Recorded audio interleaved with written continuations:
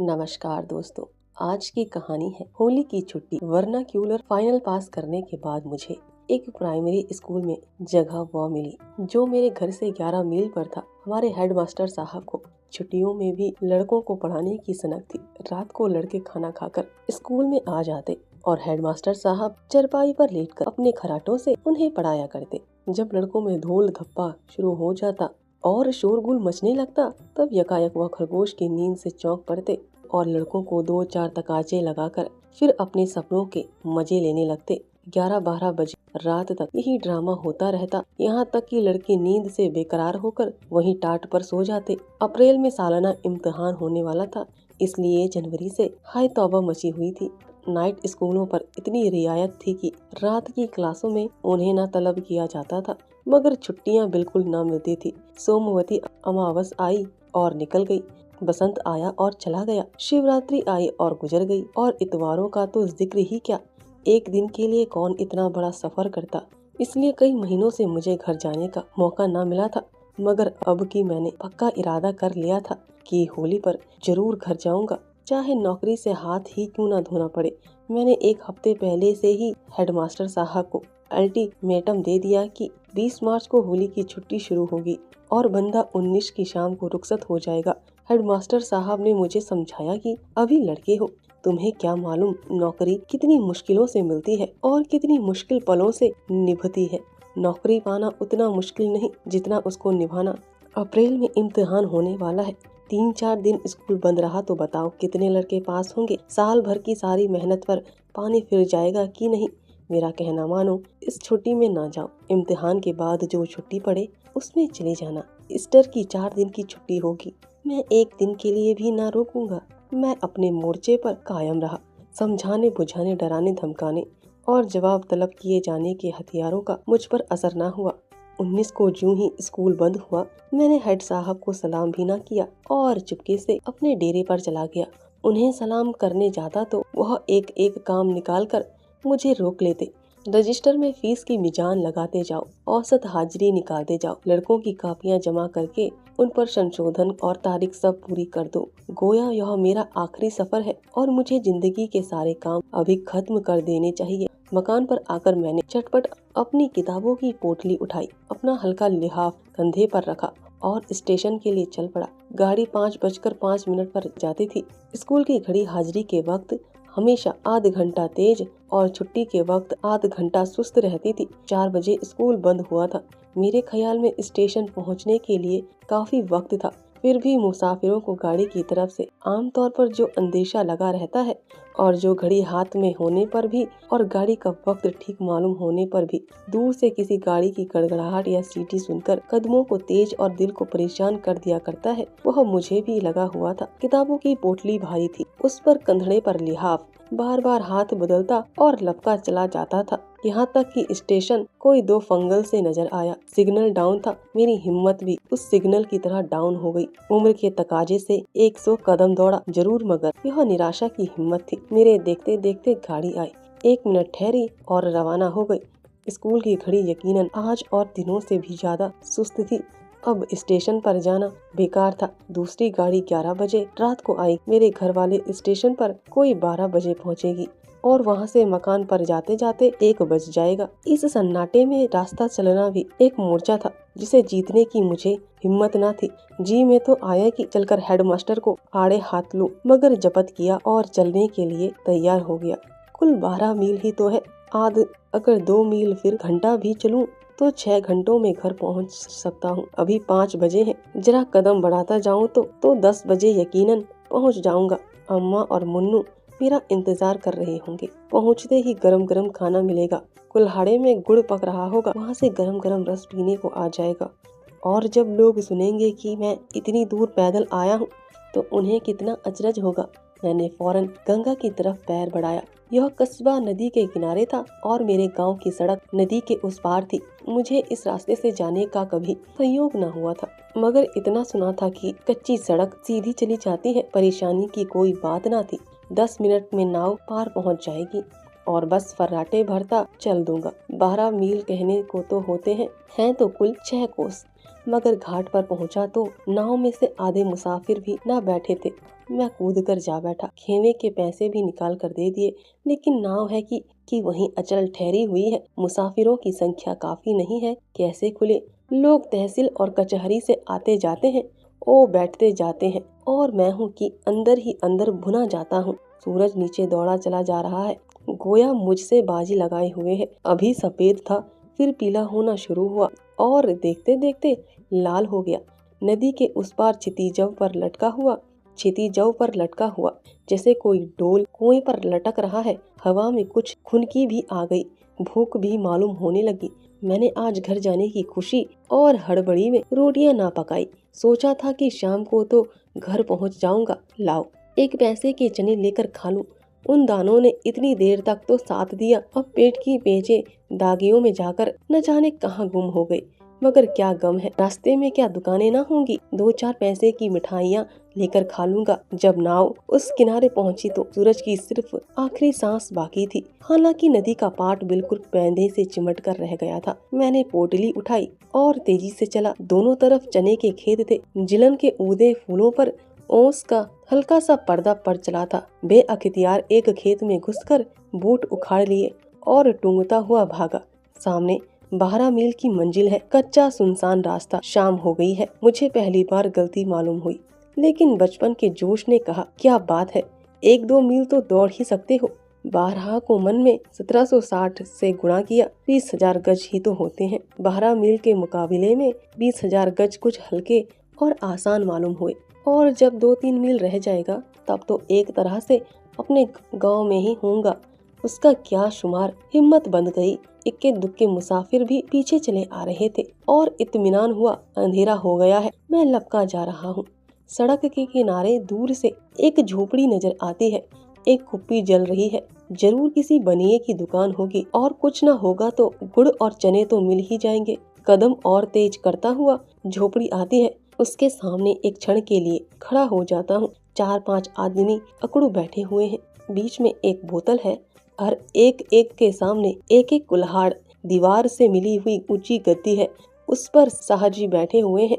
उनके सामने कई बोतलें रखी हुई हैं। जरा और पीछे हटकर एक आदमी कढ़ाई में सूखे मटर भून रहा है। उनकी सौंधी खुशबू मेरे शरीर में बिजली की तरफ दौड़ जाती है। बेचैन होकर जेब में हाथ डालता हूँ और एक पैसा निकालकर उसकी तरफ चलाता हूँ, लेकिन पाँव आप ही रुक जाते हैं। यह कलवारिया है। खोचे वाला पूछता है, क्या लोगे?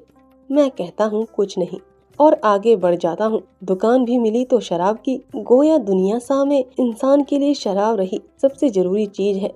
यह सब आदमी धोबी और चमार होंगे, दूसरा कौन शराब पीता है देहात में?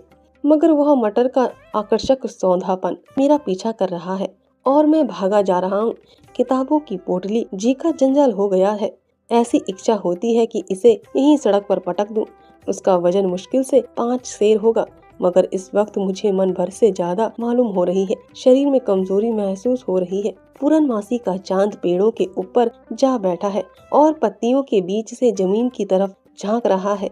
मैं बिल्कुल अकेला जा रहा हूँ, मगर दर्द बिल्कुल नहीं है। भूख ने सारी चेतना को दबा रखा है और खुद उस पर हावी हो गई है। आहा, यह गुड़ की खुशबू कहाँ से आई? कहीं ताजा गुड़ पक रहा है। कोई गांव करीब ही होगा।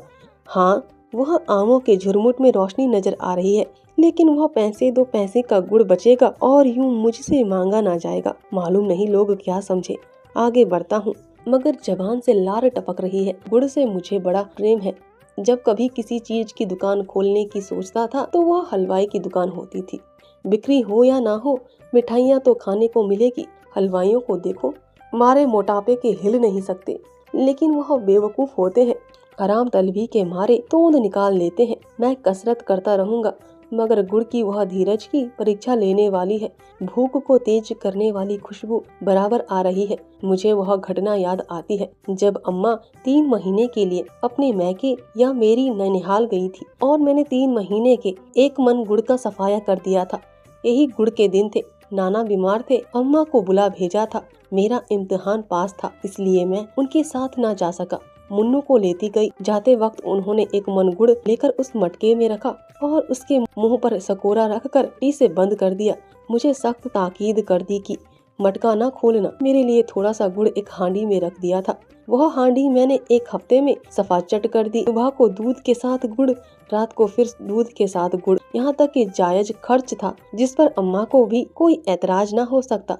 मगर स्कूलन से बार बार पानी पीने के बहाने घर आता और 2-1 पिंडियाँ निकाल कर खा लेता। उसकी बजट में कहाँ गुंजाइश थी। और मुझे गुड़ का कुछ ऐसा चस्का पड़ गया कि हर वक्त वही नशा सवार रहता। मेरा घर में आना गुड़ के सिर शामत आना था।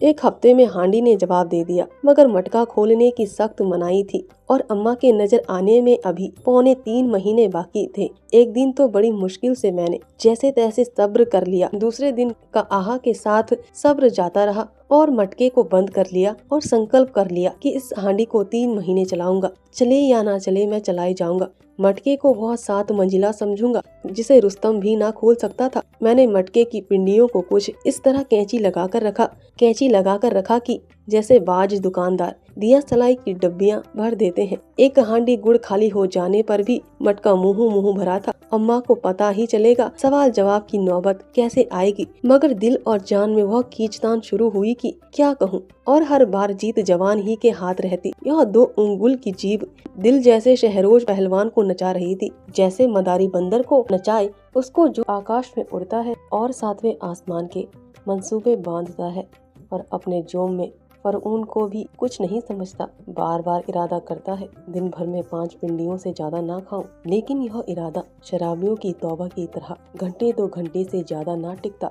अपने को कोसता, धिक्कारता, गुड़ तो खा रहे हो मगर बरसात में सारा शरीर सड़ जाएगा। गंधक का मलहम लगाए घूमोगे, कोई तुम्हारे पास बैठना भी ना पसंद करेगा। कसमें खाता विद्या की, माँ की, स्वर्गीय पिता की, गौ की, ईश्वर की, मगर उनका भी वही हाल होता। दूसरा हफ्ता खत्म होते होते हांडी भी खत्म हो गई। उस दिन मैंने बड़े भक्ति भाव से ईश्वर से प्रार्थना की, भगवान, यह मेरा चंचल लोभी मन मुझे परेशान कर रहा है। मुझे शक्ति दो कि उसको वश में रख सकूं। मुझे अष्टघात की लगाम दो जो उसके मुंह में डाल दूं। यह अभागा मुझे अम्मा से पिटवाने और घुड़कियां खिलवाने पर तुला हुआ है। तुम ही मेरी रक्षा करो तो बच सकता हूँ। भक्ति की विह्वलता के मारे मेरी आंखों से 2-4 बूंदे आंसुओं की भी गिरी, लेकिन ईश्वर ने भी इसकी सुनवाई ना की और गुड़ की बुभुक्षा पर छाई रही। यहाँ तक कि दूसरी हांडी का मरसिया पड़ने की नौबत आ पहुँची। संयोग से उन्हीं दिनों 3 दिन की छुट्टी हुई और मैं अम्मा से मिलने ननिहाल गया। अम्मा ने पूछा, गुड़ का मटका देखा है? चींटे तो नहीं लगे, सीलत तो नहीं पहुँची? मैंने मटकों को देखने की कसम खाकर अपनी ईमानदारी का सबूत दिया। अम्मा ने मुझे गर्व नेत्रों से देखा और मेरे आज्ञा पालन के पुरस्कार स्वरूप मुझे एक हांडी निकाल लेने की इजाजत दे दी। हाँ, ताकीद भी करा दी कि मटका का मुंह अच्छी तरह बंद कर देना। अब तो मुझे वहाँ एक दिन एक युग मालूम होने लगा।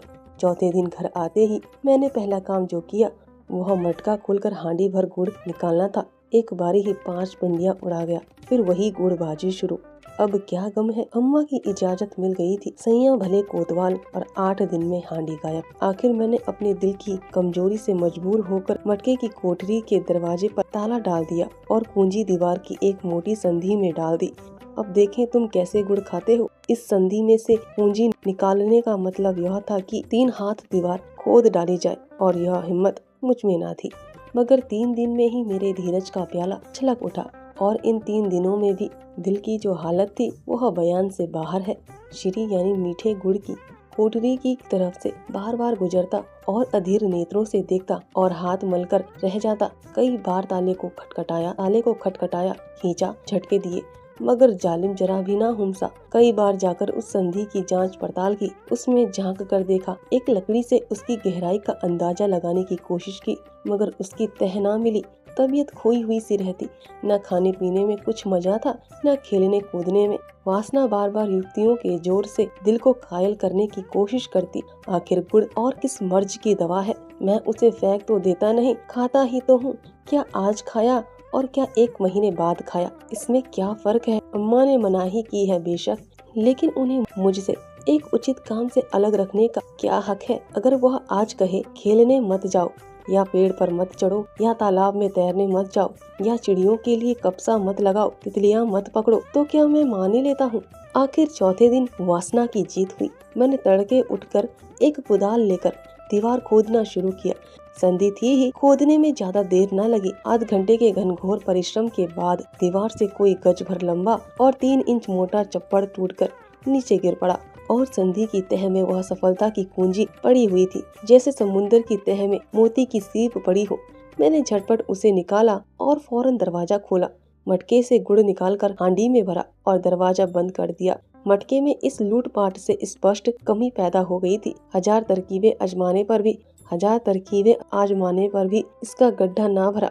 मगर अब की बार मैंने चटोरेपन का अम्मा की वापसी तक खात्मा कर देने के लिए कुंजी को कुएं में डाल दिया। किस्सा लंबा है। मैंने कैसे ताला तोड़ा, कैसे गुड़ निकाला और मटका खाली हो जाने पर कैसे फोड़ा और उसके टुकड़े रात को कुएं में फेंके, और अम्मा आई तो मैंने कैसे रो रो कर उनसे मटके की चोरी जाने की कहानी कही।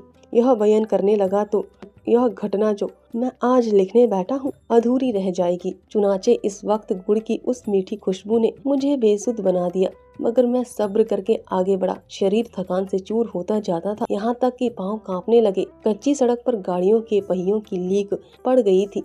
जब कभी लीक में पांव जाता तो मालूम होता किसी गहरे गड्ढे में गिर पड़ा हूँ। बार बार जी में आता यही सड़क के किनारे लेट जाऊं। किताबों की छोटी सी पोटली मन भर की लगती थी। अपने को कोसता था कि किताबें लेकर क्यों चला। दूसरी जबान का इम्तिहान देने की तैयारी कर रहा था, मगर छुट्टियों में एक दिन भी तो किताब खोलने की नौबत न आएगी। खामखा यह बोझ उठाए चला आता हूँ। ऐसा झुंझलाता था कि इस मूर्खता के बोझ को वहीं पटक दूं। आखिर टांगों ने चलने से इनकार कर दिया। एक बार मैं गिर पड़ा और संभल कर उठा तो पांव थर्रा रहे थे। अब बगैर कुछ खाए पैर उठाना दूभर था, मगर यहाँ क्या खाऊं। बार बार रोने को जी चाहता था। संयोग से एक ईख का खेत नजर आया। अब मैं अपने को न रोक सका। चाहता था कि खेत में घुसकर 4-5 ईख तोड़ लूं और मजे से रस चूसता हुआ चलूं। रास्ता भी कट जाएगा और पेट में कुछ पड़ भी जाएगा कि मेंढ पर पांव रखा ही था कि कांटों में उलझ गया। किसान ने शायद मेंढ पर कांटे बिखेर दिए थे, शायद बेर की झाड़ी थी। धोती कुर्ता सब कांटों में फंसा हुआ। पीछे हटा तो कांटों की झाड़ी साथ साथ चली। कपड़े छुड़ाने लगा तो हाथ में कांटे चुभने लगे। जोर से चीखा तो धोती फट गई। भूख तो गायब ही हो गई। फिक्र हुई कि इन नई मुसीबत से क्यों कर छुटकारा हो। कांटों को एक जगह से अलग करता तो दूसरी जगह चिमट जाते, झुकता तो शरीर में चुभते। किसी को पुकारूं तो चोरी खुल जाती है। अजीब मुसीबत में पड़ा हुआ था। उस वक्त मुझे अपने हालत पर रोना आ गया। कोई रेगिस्तानों की खाक छानने वाला आशिक भी इस तरह कांटों में फंसा होगा। बड़ी मुश्किल से आध घंटे में गला छूटा, मगर धोती कुर्ते के माथे गई। हाथ और पांव छलनी हो गए वह घाते में। अब एक कदम आगे रखना मुहाल था। मालूम नहीं कितना रास्ता तय हुआ, कितना बाकी है। न कोई आदमी है न आदमजात, किससे पूछूं। अपनी हालत पर रोता हुआ जा रहा था। एक बड़ा गांव नजर आया। बड़ी खुशी हुई। कोई न कोई दुकान मिल ही जाएगी। कुछ खा लूंगा और किसी के साइबान में पड़ा रहूंगा। सुबह देखी जाएगी। मगर देहातों में लोग सारे शाम सोने के आदी होते हैं। एक आदमी कुएं पर पानी भर रहा था। उससे पूछा तो उसने बहुत ही निराशजनक उत्तर दिया, अब यहाँ कुछ ना मिलेगा। बनिए नमक तेल खाते हैं। हलवाई की दुकान एक भी नहीं। कोई शहर थोड़े ही है, इतनी रात तक दुकान खोले कौन बैठा रहे। मैंने उससे विनती के स्वर में कहा, कहीं सोने को जगह मिल जाएगी। उसने पूछा, कौन हो तुम? तुम्हारी जान पहचान का यहाँ कोई नहीं है। जान पहचान का कोई होता तो तुमसे क्यों पूछता। तो भाई अनजान आदमी को यहाँ नहीं ठहराने देंगे। इसी तरह कल एक मुसाफिर आकर ठहरा था। रात को एक घर में सेंध पड़ गई। सुबह को मुसाफिर का पता न था। तो क्या तुम समझते हो मैं चोर हूँ? किसी के माथे पर तो लिखा नहीं होता, अंदर का हाल कौन जाने। नहीं ठहराना चाहते ना सही, मगर चोर तो ना बनाओ। मैं जानता यह इतना मनहूस गांव है तो इधर आता ही क्यों। मैंने ज्यादा खुशामद ना की, जी जल गया। सड़क पर आकर फिर आगे चल पड़ा। इस वक्त मेरे होश ठिकाने ना थे। कुछ खबर नहीं किस रास्ते से गांव में आया था और किधर चला जा रहा था। अब मुझे अपने घर पहुंचने की उम्मीद न थी। रात यूं ही भटकते हुए गुजरेगी। फिर इसका क्या गम कि कहाँ जा रहा हूँ। मालूम नहीं कितनी देर तक मेरे दिमाग की यह हालत रही। अचानक एक खेत में आग जलती हुई दिखाई पड़ी कि जैसे आशा का दीपक हो। जरूर वहाँ कोई आदमी होगा। शायद रात काटने को जगह मिल जाए। कदम तेज किए और करीब पहुंचा कि यकायक एक बड़ा सा कुत्ता भौंकता हुआ मेरी तरफ दौड़ा। इतनी डरावनी आवाज थी कि मैं कांप उठा। एक पल में वह मेरे सामने आ गया और मेरी तरफ लपक लपक कर भौंकने लगा। मेरे हाथों में किताबों की पोटली के सिवा और क्या था। न कोई लकड़ी थी न पत्थर। कैसे भगाऊं? कहीं बदमाश मेरी टांग पकड़ ले तो क्या करूं? अंग्रेजी नस्ल का शिकारी कुत्ता मालूम होता था। मैं जितना ही धत धत करता था उतना ही वह गरजता था। मैं खामोश खड़ा हो गया और पोटली जमीन पर रखकर पाँव से जूते निकाल दिए। अपनी हिफाजत के लिए कोई हथियार तो हाथ में हो। उसकी तरफ गौर से देख रहा था कि खतरनाक हद तक मेरी करीब आए तो उसके सिर पर इतने जोर से नालदार जूता मार दूं कि याद ही तो करे। लेकिन शायद उसने मेरी नीयत ताड़ ली और इस तरह मेरी तरफ झपटा कि मैं कांप गया और जूते हाथ से छूटकर जमीन पर गिर पड़े। और उसी वक्त मैंने डरी हुई आवाज में पुकारा, अरे खेत में कोई है, देखो यह कुत्ता मुझे काट रहा है। ओ महतो, देखो तुम्हारा कुत्ता मुझे काट रहा है। जवाब मिला, कौन है? मैं हूँ राहगीर, तुम्हारा कुत्ता मुझे काट रहा है। नहीं काटेगा नहीं, डरो मत। कहाँ जाना है? महमूद नगर। महमूद नगर का रास्ता तो तुम पीछे छोड़ आए, आगे तो नदी है। मेरा कलेजा बैठ गया। रुआसा होकर बोला, महमूद नगर का रास्ता कितनी दूर छूट गया है? यही कोई 3 मील। और एक लहीम शहीम आदमी हाथ में लालटेन लिए हुए आकर मेरे सामने खड़ा हो गया। सर पर हैट था, एक मोटा फौजी ओवरकोट पहने हुए, नीचे निक्कर, पाँव में फुल बूट, बड़ा लंबा तगड़ा, बड़ी बड़ी मूछें, गोरा रंग साकार पुरुष सौंदर्य। बोला, तुम तो कोई स्कूल के लड़के मालूम होते हो।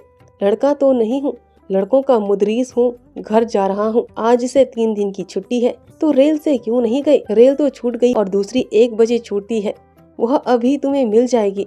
12 का अमल है। चलो मैं स्टेशन का रास्ता दिखा दूं। कौन से स्टेशन का?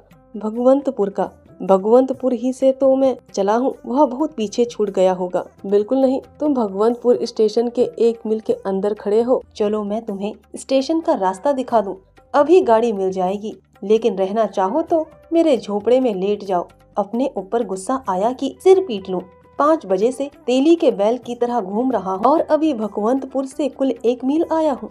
रास्ता भूल गया।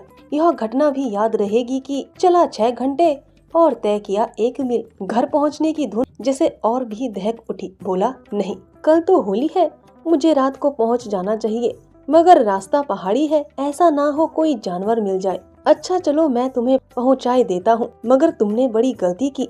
अनजान रास्ते को पैदल चलना कितना खतरनाक है। अच्छा चलो मैं पहुँचाए देता हूँ। खैर खड़े रहो, मैं अभी आता हूँ। कुत्ता दुम हिलाने लगा और मुझसे दोस्ती करने का इच्छुक जान पड़ा। दुम हिलाता हुआ सिर झुकाए क्षमा याचना के रूप में मेरे सामने आकर खड़ा हो गया। मैंने भी बड़ी उदारता से उसका अपराध क्षमा कर दिया और उसके सिर पर हाथ फेरने लगा। क्षण भर में वह आदमी बंदूक कंधे पर रखे आ गया और बोला, चलो, मगर अब ऐसी नादानी ना करना। खैरियत हुई कि मैं तुम्हें मिल गया। नदी पर पहुंच जाते तो जरूर किसी जानवर से मुठभेड़ हो जाती। मैंने पूछा, आप तो कोई अंग्रेज मालूम होते हैं, मगर आपकी बोली बिल्कुल हमारी जैसी है। उसने हंसकर कहा, हाँ मेरा बाप अंग्रेज था, फौजी अफसर। मेरी उम्र यहीं गुजरी है। मेरी माँ उसका खाना पकाती थी। मैं अभी फौज में रह चुका हूँ। यूरोप की लड़ाई में गया था, अब पेंशन पाता हूँ। लड़ाई में मैंने जो दृश्य अपनी आँखों से देखे और जिन हालत में मुझे जिंदगी बसर करनी पड़ी और मुझे अपनी इंसानियत का जितना खून करना पड़ा, उससे इस पेशे से मुझे नफरत हो गई और मैं पेंशन लेकर यहाँ चला आया। मेरे पापा ने यही एक छोटा सा घर बना लिया था। मैं यहीं रहता हूँ और आसपास के खेतों की रखवाली करता हूँ। यह गंगा की घाटी है, चारों तरफ पहाड़ियाँ हैं। जंगली जानवर बहुत लगते हैं, सुअर, नीलगाय, हिरन सारी खेती बर्बाद कर देते हैं। मेरा काम है जानवरों से खेती की हिफाजत करना। किसानों से मुझे हल पीछे 1 मन गल्ला मिल जाता है, वह मेरे गुजर बसर के लिए काफी होता है। मेरी बुढ़िया माँ अभी जिंदा है। जिस तरह पापा का खाना पकाती थी उसी तरह अब मेरा खाना पकाती है। कभी कभी मेरे पास आया करो, मैं तुम्हें कसरत करना सिखा दूंगा। साल भर में पहलवान हो जाओगे। आप अभी तक कसरत करते हैं? वह बोला, हाँ, 2 घंटे रोजाना कसरत करता हूँ। मुगदर और लेजिम का मुझे बहुत शौक है। मेरा 50वां साल है, मगर एक सांस में 5 मील दौड़ सकता हूँ। कसरत ना करूँ तो इस जंगल में रहूँ कैसे? मैंने खूब कुश्तियाँ लड़ी हैं। अपनी रेजिमेंट में खूब मजबूत आदमी था, मगर इस फौजी जिंदगी की हालतों पर गौर करता हूँ तो शर्म और अफसोस से मेरा सर झुक जाता है। कितने ही बेगुनाह मेरी राइफल के शिकार हुए। मेरा उन्होंने क्या नुकसान किया था?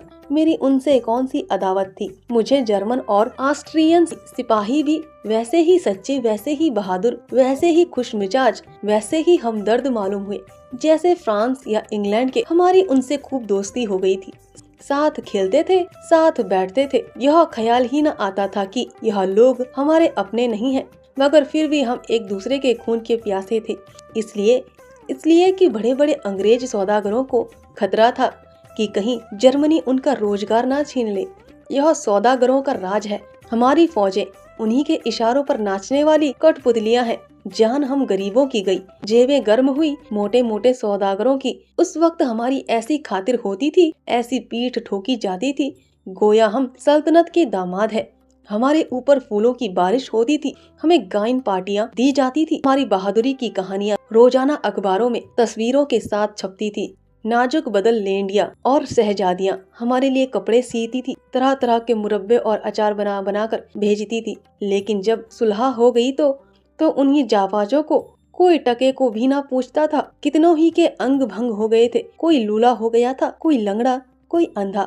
उन्हें एक टुकड़ा रोटी भी देने वाला कोई न था। मैंने कितनों ही को सड़क पर भीख मांगते देखा।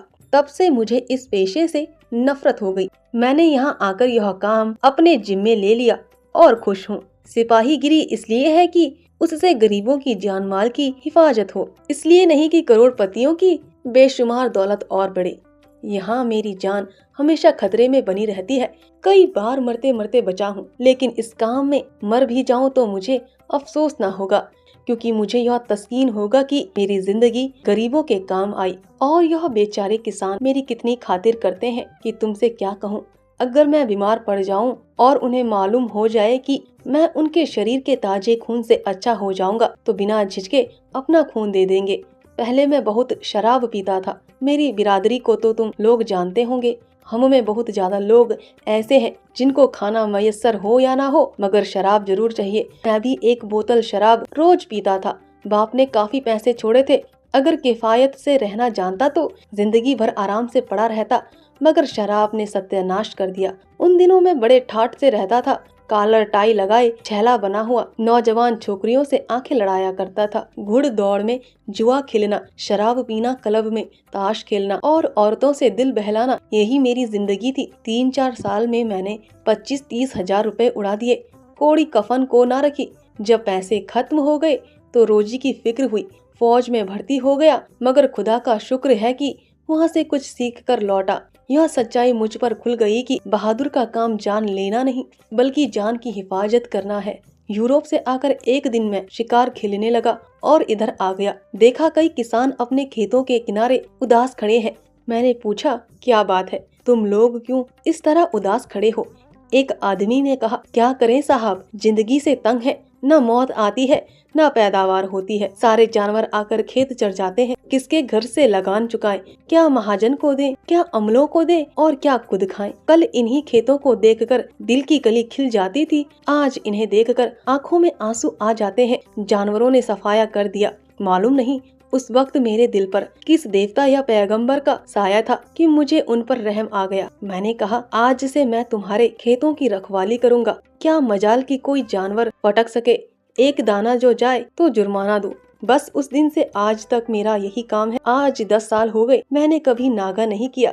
अपना गुजर भी होता है और एहसान मुफ्त मिलता है। और सबसे बड़ी बात यह है कि इस काम से दिल को खुशी होती है। नदी आ गई। मैंने देखा वही घाट है जहाँ शाम को किश्ती पर बैठा था। उस चांदनी में नदी जड़ाऊ गहनों से लदी हो, जैसे कोई सुनहरा सपना देख रही हो। मैंने पूछा, आपका नाम क्या है? कभी कभी आपके दर्शन के लिए आया करूँगा। उसने लालटेन उठाकर मेरा चेहरा देखा और बोला, मेरा नाम जैक्सन है, बिल जैक्सन। जरूर आना स्टेशन के पास, जिससे मेरा नाम पूछोगे मेरा पता बतला देगा। यह कहकर वह पीछे की तरफ मुड़ा, मगर यकायक लौट पड़ा। मगर तुम्हें यहाँ सारी रात बैठना पड़ेगा और तुम्हारी अम्मा घबरा रही होंगी। तुम मेरे कंधे पर बैठ जाओ तो मैं तुम्हें उस पार पहुँचा दूंगा। आजकल पानी बहुत कम है, मैं तो अक्सर तैर आता हूँ। मैंने एहसान से दबकर कहा, आपने यही क्या कम इनायत की है कि मुझे यहाँ तक पहुँचा दिया, वरना शायद घर पहुँचना नसीब ना होता। मैं यहाँ बैठा रहूंगा और सुबह की किश्ती से पार उतर जाऊंगा। वाह, और तुम्हारी अम्मा रोती होगी, मेरे लाडले पर न जाने क्या गुजरी। यह कहकर मिस्टर जैक्सन ने मुझे झट उठाकर कंधे पर बिठा लिया और इस तरह बेधड़क पानी में घुसे कि जैसी सूखी जमीन है। मैं दोनों हाथों से उसकी गर्दन पकड़े हूँ। फिर भी सीना धड़क रहा है और रंगों में सनसनी सी मालूम हो रही है। मगर जैक्सन साहब इत्मीनान से चले जा रहे हैं। पानी घुटने तक आया, फिर कमर तक पहुंचा। ओफो, सीने तक पहुंच गया। अब साहब को एक एक कदम मुश्किल हो रहा है। मेरी जान निकल रही है, लहरें उसके गले लिपट रही हैं। मेरे पाँव भी चूमने लगी। मेरा जी चाहता है उनसे कहूँ, भगवान के लिए वापस चलिए, मगर जबान नहीं खुलती। चेतना ने जैसे इस संकट का सामना करने के लिए सब दरवाजे बंद कर लिए। डरता हूँ कहीं जैक्सन साहब फिसले तो अपना काम तमाम है। यह तो तैराक है, निकल जाएंगे, मैं लहरों की खुराक बन जाऊंगा। अफसोस आता है अपनी बेवकूफी पर कि तैरना क्यों नहीं सीख लिया। यकायक जैक्सन ने मुझे दोनों हाथों से कंधे के ऊपर उठा लिया। हम बीच धार में पहुंच गए थे। बहाव में इतनी तेजी थी कि एक एक कदम आगे रखने में एक एक मिनट लग जाता था। दिन को इस नदी में कितनी ही बार आ चुका था और इस मझधार में वह बहती हुई मौत मालूम होती थी। 10-12 कदम तक मैं जैक्सन के दोनों हाथों पर टंगा रहा। फिर पानी उतरने लगा। मैं देख ना सका, मगर शायद पानी जैक्सन के सर के ऊपर तक आ गया था, इसलिए उन्होंने मुझे हाथों पर बिठा लिया था। जब गर्दन बाहर निकल आई तो जोर से हंसकर बोले, लो अब पहुंच चुके। मैंने कहा, आपको आज मेरी वजह से बड़ी तकलीफ हुई। जैक्सन ने मुझे हाथों से उतारकर फिर कंधे पर बिठाते हुए कहा, और आज मुझे जितनी खुशी है उतनी आज तक कभी ना हुई थी। जर्मन कप्तान को कत्ल करके भी नहीं। अपनी माँ से कहना मुझे दुआ दे। घाट पर पहुंचकर मैं साहब से रुखसत हुआ। उनकी सज्जनता, निस्वार्थ सेवा और अदम्य साहस का ना मिटने वाला असर दिल पर लिए हुए मेरे जी में आया। मैं भी इस तरह लोगों के काम आ सकता। 3 बजे रात को जब मैं घर पहुंचा तो होली में आग लग रही थी। मैं स्टेशन से 2 मील सरपट दौड़ता हुआ गया। मालूम नहीं भूखे शरीर में इतनी ताकत कहां से आ गई थी। अम्मा मेरी आवाज सुनते ही आंगन में निकल आई और मुझे छाती से लगा लिया और बोली, इतनी रात कहाँ कर दी? मैं तो सांझ से तुम्हारी राह देख रही थी। चलो खाना खा लो। कुछ खाया पिया है कि नहीं? वह अब स्वर्ग में है, लेकिन उनका वह मोहब्बत भरा चेहरा मेरी आंखों के सामने है और वह प्यार भरी आवाज कानों में गूंज रही है। मिस्टर जैक्सन से कई बार मिल चुका हूँ। उसकी सज्जनता ने मुझे उसका भक्त बना दिया है। मैं उसे इंसान नहीं, फरिश्ता समझता हूँ। धन्यवाद दोस्तों। आशा है आपको यह कहानी पसंद आई हो।